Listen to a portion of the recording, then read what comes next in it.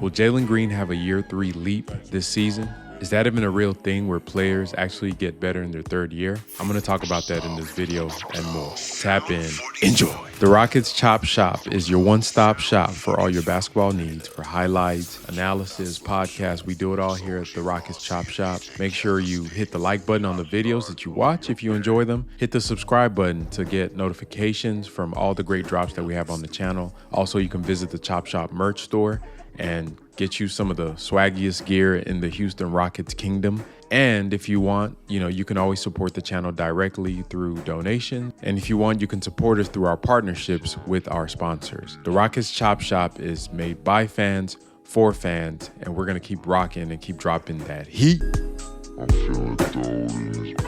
The time you deserve from me. This is something I know.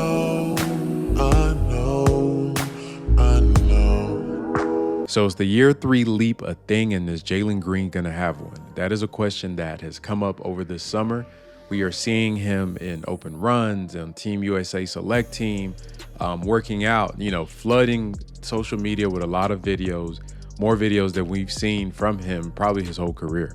And this has got the fan base excited. And to me, the general NBA, it seems like he's being groomed to be the guy that's next. And what does that look like for him? But first, just to clarify, the year 3 leap, it's kind of a vague thing that people trying to point out. You think about a player coming into the NBA, your first year, you're just trying to figure out what's going on, where things go. Am I ready for this? You're playing against grown men that have been in the league for some time, and you're just a kid. Most of the rookies are 19, 20, 21 years old. Year 2, you feel a little more comfortable, but you may have more responsibility now. And that becomes another thing in itself where you have a bigger role, still trying to figure out where you fit on the dynamic of the team. And this is something that's real for a lot of players. And then year 3 happens. Usually in the third year, in any job, this is where people figure out who they are, right? This is where you get a little more comfortable, got a little more swag, a little more insight, a little more, you can kind of anticipate things a little bit better. And this is where you see players start getting comfortable. But the path to getting to that leap is not the same for everybody. It's not the same for everybody. So, for the sake of this video, I just wanted to see what does that look like and what would that look like for Jalen Green. I looked up a bunch of players that fit that kind of 2-guard or combo guard role in the NBA in recent times to see how well their leaps were in their third year. First, Ja Morant. Ja Morant came into the league. He was drafted high, just like Jalen. I don't know what people's expectations were for him, but I don't think anybody foresaw him taking off to the levels that he is currently at in this moment, despite all the stuff he has going on. But in his first year, he averaged 17 points on, decent shooting splits, 51% from 2, 33 from 3. His EFG was 50%, so not crazy, but not too bad. Next year, he had 19.1 points, so he added 2 more points to his game. And then the third year, this is where he took off, right? The third year leap was real for Ja Morant. Went from 19 points to 27 points in that season, 6.7 assists, 5.7 rebounds. His true shooting percentage went up, his EFG went up, and this is when he arrived to the player that we know and love now. For Steph Curry, another kind of a combo guard, smaller guard, his was a little bit different, right? He did not have a third-year leap. Steph averaged 17 his rookie year, 18 his sophomore year, and then dropped down to 14 in his third year because he got injured. Now, he probably would have averaged more, but that's where he dropped down. And the next year after that, in his fourth year, that's when he actually came out with the 22.9 points on crazy efficiency, 45 from 2, 45 from 3. Just nuts. So Steph had a fourth-year leap. Kind of his role was a little changed by injury. Zach LaVine, which is the lower end, in my opinion, of Jalen Green's comp, and he did not have a leap until his 6th year. So Zach was a late bloomer, 10 points in his rookie, 14 in the second year, 18 in his third year. So I think it's safe to say, for me personally, that Zach LaVine is not an outcome for Jalen Green. I think it's safe to say because to me, he's already surpassed that. Anthony Edwards is an interesting one. Now we're seeing Anthony Edwards right now on the Team USA, on the FIBA team, playing like the best player on that squad. And a lot of people want to compare Ant and Jalen Green. I just don't see the comps there. I can see they have very similar numbers, but I think they're going to do it in different ways. I think the results may be similar as far as impacting, scoring and winning and making plays, but I just think Anthony Edwards has an advantage over Jalen Green, which is physique, and is a bigger player. He's a stronger player. He's taller, longer wingspan, so he can be probably a more impact driver and defender early on. And that little curve of size that he has is going to be the reason why he's going to get to his peak a little bit quicker than Jalen will.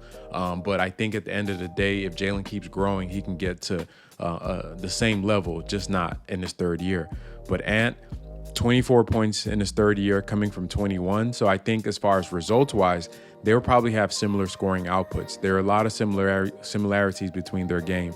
Ant is a slightly better three-point shooter than Jalen is, and he is also more efficient in different spots on the court than Jalen is right now. But in the second year, they have very, very similar stats, with his splits being 44, 35, and 78% from the free throw line, averaging 21.3. So the Ant thing, it's there. It's just, I just think he's not going to get to, Jalen's not going to get to Ant's level that fast. Donovan Mitchell, another bigger guard, averaging 24 in his third year from 23.8, basically 24 his whole career. Donovan, once again, that size is an advantage for those type of guards. Jason Tatum, a wing, I wanted to throw in there just to see, what is Jason Tatum? He had a third-year leap. Jason went from 13.9 to 15.7 points, then went up to 23.4 points in his third year on the Boston Celtics as a forward. And then the last I looked at was Shai Gilgeous-Alexander. In his third year, he averaged 23.7 points from 19. He had a bit of a leap. I think he flashed kind of what he could be, but then he got hurt, right? Shai is almost like the Steph role, where a guy is always constantly hurt for some reason, and then when they get their opportunity, they're able to show it. But to me, the closest comp to Jalen, just trajectory-wise, context of the team-wise, is Devin Booker. Devin Booker, 13 points his rookie year, 22 points his sophomore year, which is, eerily similar to Jalen, and 24.9, almost 25 points in his third year. The reason I say that they're close is because a lot of the players I just named are on teams that are trying to win. And the context to me of the team really does matter in accelerating the players' impacts on winning. A lot of the players I named were trying to win games. A lot of them are playing in the playoffs, minus a few of them. But you're thinking of like Steph, in his third year, they didn't win a lot of games, but the year coming back where he did blow up, they went to the playoffs, right? Went to the Western Conference semifinals that year. John Morant pretty much been in the playoffs his whole career. Donovan Mitchell, same thing, playoffs his whole career. Jason Tatum, playoffs his whole career. SGA's been in playoff settings in most of the years in his NBA career. Anthony Edwards been in the playoffs pretty much his whole career. So this is the difference with Jalen Green that is really hard to quantify. And that's why I think Devin Booker and him have a good kind of correlating relationship as far as their career paths, because Devin was in a similar situation where he was on a bad team and he was a player trying to figure out who he was.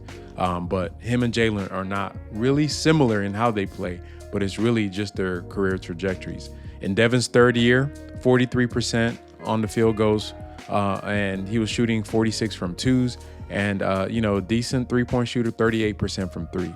I expect Jalen Green's three-point percentage to go up, just like Devin Booker's did. One thing that really does give me a lot of hope, because y'all already know my stance on this. When Jalen came in, the highest upside he could be was like a Kobe Bryant type of player, and that was depending on defense. And I'll talk about defense in a second, but just to illustrate how special Jalen is as a scorer, because he still has the upside to be, a generational scorer. If you look at the list of players between the ages of 18 and 20 who scored 40 points in the NBA, number one on that list is LeBron James, which is crazy. This dude did it 8 times. Number 2 is Anthony Edwards, did it 5 times. And number 3 is Jalen Green at 4 times. And Jalen is tied with Kevin Durant and Luka Doncic as the players tied for third that have scored 40 or more points basically between the ages of 18 and 20. Now, this is no small feat to do. Like, you look at the list, there's some one-offs on there. The guys that have done it once, I really don't count. You're talking about Brennan Jennings, Carl Braun, Melo did it once, Cliff Robinson, Devin Booker did it once, Eric Gordon, for some weird reason, Kenneth Lofton Jr., Kevin Porter Jr. Did it one time, Shaq did it, Trae Young did it once. But to do it 4 times that's not an accident. That is not an accident. So he does have a very dynamic aspect to his game, and I've talked about this plenty of times. What makes Jalen so deadly as a player is the fact that he's a combination of 2 types of skill sets, right? The 2 types of skill sets being the fact that he's an explosive athlete that has one of the quickest first steps in the NBA and can get to the rim in a blur. And then he's also not a terrible shooter. He's actually a good shooter. He just takes bad shots. You watch a lot of the film, Jalen takes hard shots. Like the plays that are drawn up for him to get certain shots, he likes to kind of make them a little tougher than they are. So that is an easy area where he can get more efficient. So I know he's a good shooter. He just needs to be a more efficient shooter. So he's a combination of the explosive athleticism that we see out of the Derrick Roses, the Russell Westbrooks, Ja Morant, all these guys that, are just demons in attacking the paint. But then he's one of the best young guards coming off the screen in the NBA right now. Like for his age group, you're talking about 24 or below. As far as off screens, Jalen Green is one of the best young guards coming off the screen. Now, he didn't get a lot of reps doing that under Stephen Silas, who was dead set on letting him run a million pick and rolls, but you still see it. Like we've seen the games where him and Şengün get into their bag, where he's coming off the screen attacking or he's coming off to shoot a 3, and he's just dissecting, especially when those bigs from the other teams are playing the drop defense. Like if you're going to give Jalen a drop, there's a chance he could drop 40 on you. And that's really been the case for him. And for me, what he really needs to unlock is using that skill set. That is such a rare skill set. And if he could hone that into something more like consistent, and that's the main thing for him, is always consistency. If he can hone that into something more consistent, then you're talking about an all-star, superstar level scorer in the NBA. And the thing that's going to be really kind of determining how well he can punish the defense with his talent is going to be his ability to pass, right? And we've seen flashes. He had a stretch during the season where he was averaging 5 or more assists for a long chunk of games.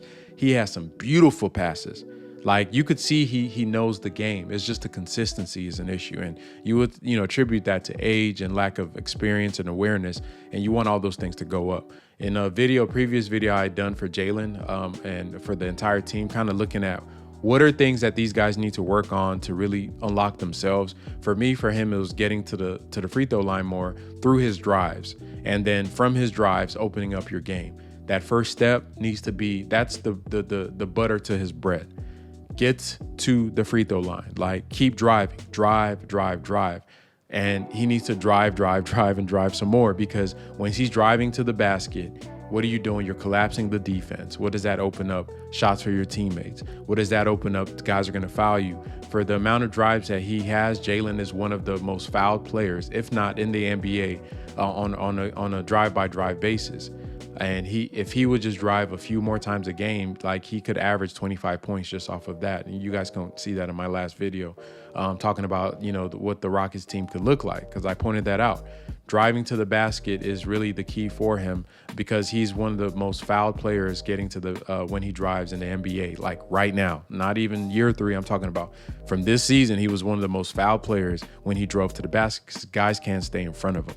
So can he just drive more and get to the line more and then pass the ball out more? That opens up a new level for him.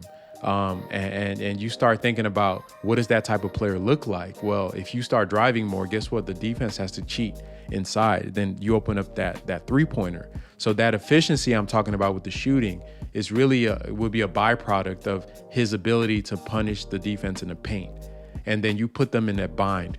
That little bind, I always use that term, put the defense in a bind. All the superstars do that. I don't give a damn what position you play on the court.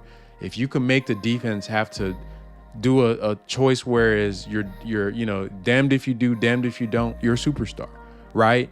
You got a guy in the post like Alperen Şengün. Do I double him or do I let him pass it out to the 3-point line? Do I double him or let him pass it out? You're damned if you do, you're damned if you don't. James Harden, when he gets that high screen on the pick and roll, is he going to step back? Is he going to drive and draw the foul? Is he going to step back? Damned if you do, damned if you don't.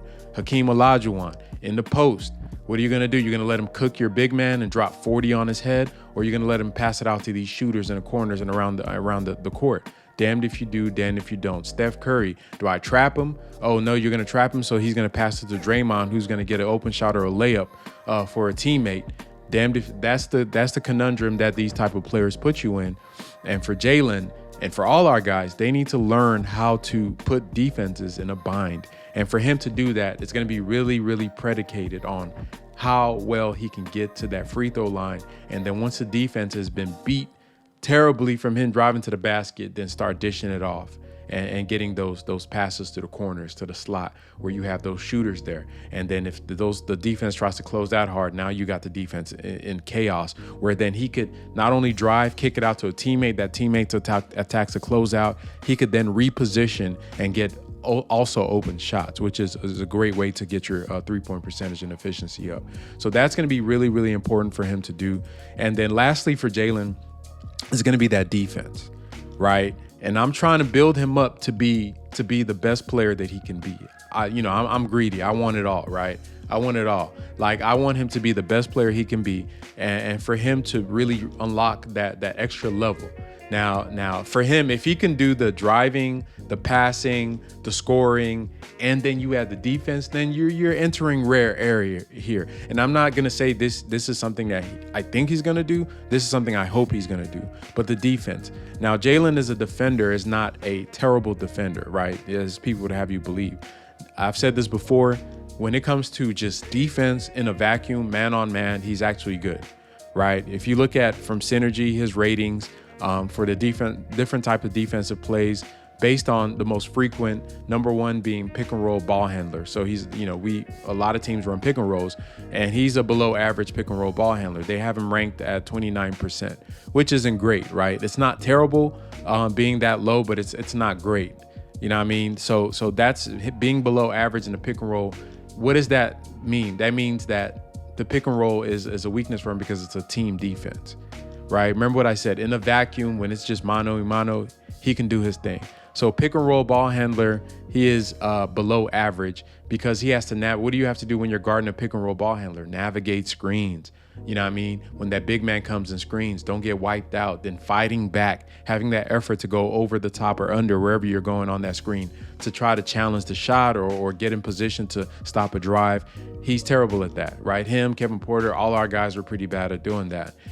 So that's a weakness he's going to have to really work on, and that's going to be based on his strength, his body positioning, and just his IQ on knowing who the players he's playing. You don't have to go over on everybody. You don't have to go under on everybody. It seemed like they would have a specific, okay, we're going under, and they just do it regardless of who the personnel is. Having situational awareness where you can switch your coverage on an offensive player based on who they are and their skill sets from watching film. And we're talking about watching film now. So that's kind of the development, the age. When you can do that, okay, now you're doing something. Now you're getting into a different level of your game. I'm expecting that under Coach Udoka. I'm expecting that under year 3. So can he be a better pick and roll ball handler, defender? We'll see. Here's something he is very good at, guarding spot ups.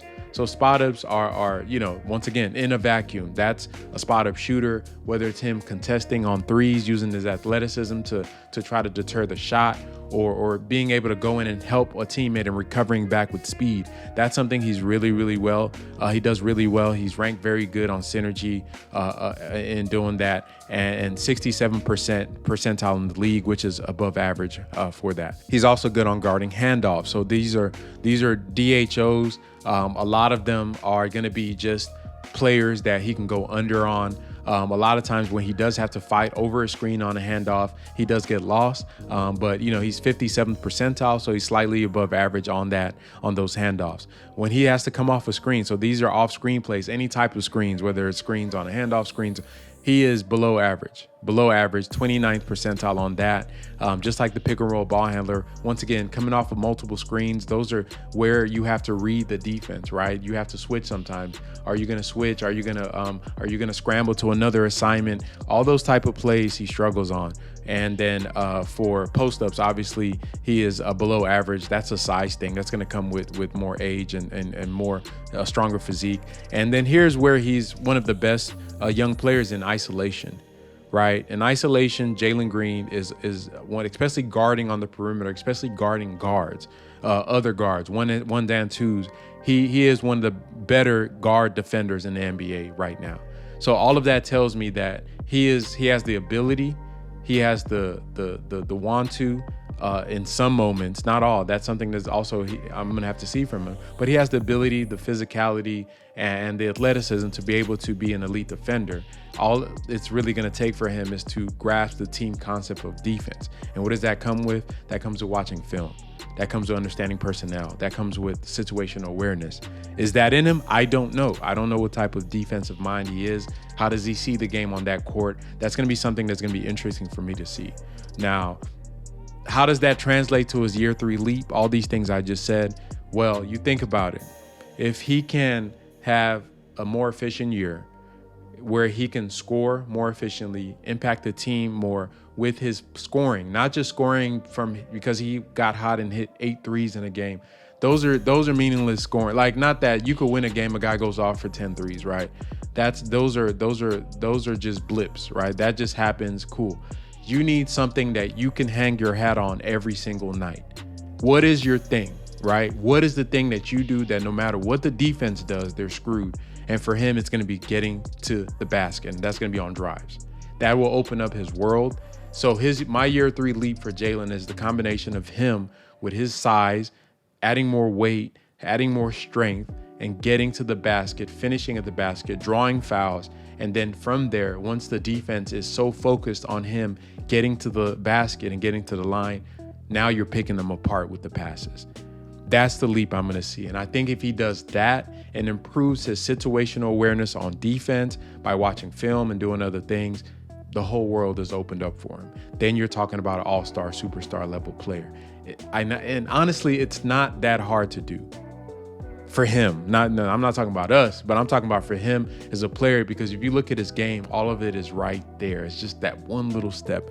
Now remember, he's only just turned 21. Like, he's still very, very young in the NBA. He's still very young in the NBA. So all of these things, a lot of the guys that you see on these all-NBA lists, they're a little older, right? They've gotten some years under them. And once again, he's not Zach LaVine. Okay, he's not Zach LaVine. Can he be a Devin Booker? Can he be better? I don't know. We don't know. That's what we're going to see this season. I think he has been blessed with having a good coaching staff around him. He's been blessed to be put in a situation where he's going to be around some vets that actually aren't going to stifle his development. And then the fact that the Rockets are serious about winning now, taking him out of that tanking kind of that milieu of tanking that really, to me, is detrimental to players' development. I think we're going to see a big pop from him. So for me, my prediction for Jalen this year is that he's going to be a near all-star. I can definitely see that he's going to score more efficiently. His point totals may go up by like 1 or 2, but that efficiency is going to be crazy. I think the assist number is going to be between 4 and 5, 4 and 6. He can get that many assists, and just the total skill sets, the ability to get to the free throw line, the ability to exploit that when teams start packing the paint. Now you open up your mid-range game when those bigs start dropping deep because they know that you're trying to get to that basket.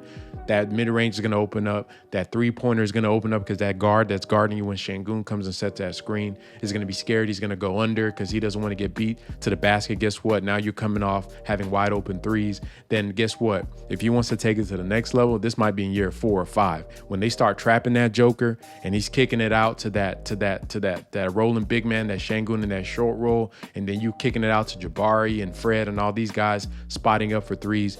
To me, that's when the Rockets will take off and make it to the playoffs.